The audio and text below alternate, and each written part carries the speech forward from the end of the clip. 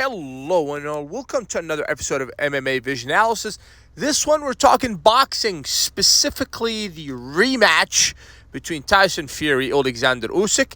More specifically, pictures circulating of Tyson Fury, which shows Tyson looking like he's gained a few pounds of, let's say, muscle ahead of his rematch against Oleksandr Usyk.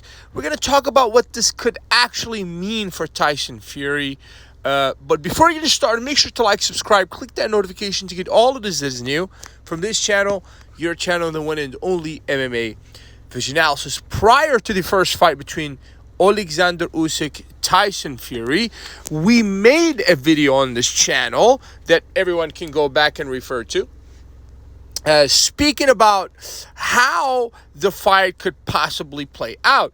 And we said pretty much precisely this.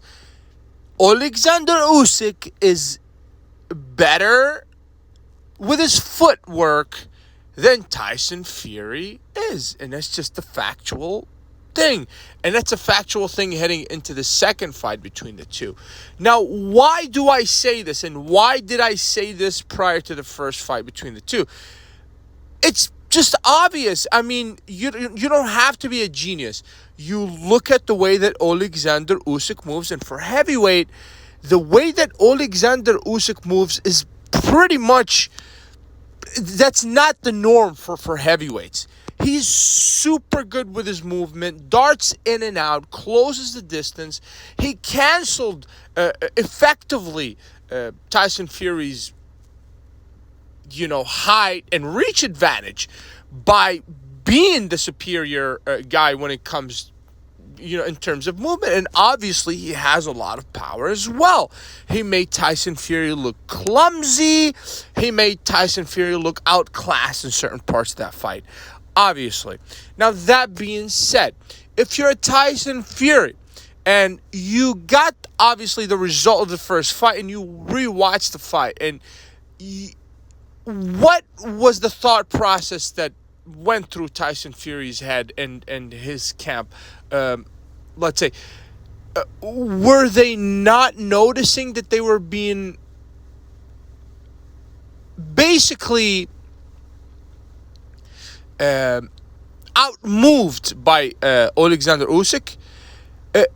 And if they did not notice that, how did they come up with the conclusion that gaining more weight would be the proper way of going about it? Wouldn't you think that it's the contrary, perhaps losing more weight to keep up with the pace of Oleksandr Usyk?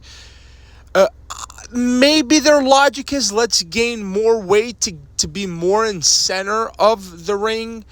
But the way I look at it, it's just going to make Tyson Fury slower, even more slower than Usyk, who's going to have the ability to run circles even that much more around Tyson Fury because of the weight gain. I could be wrong. Obviously, this could serve as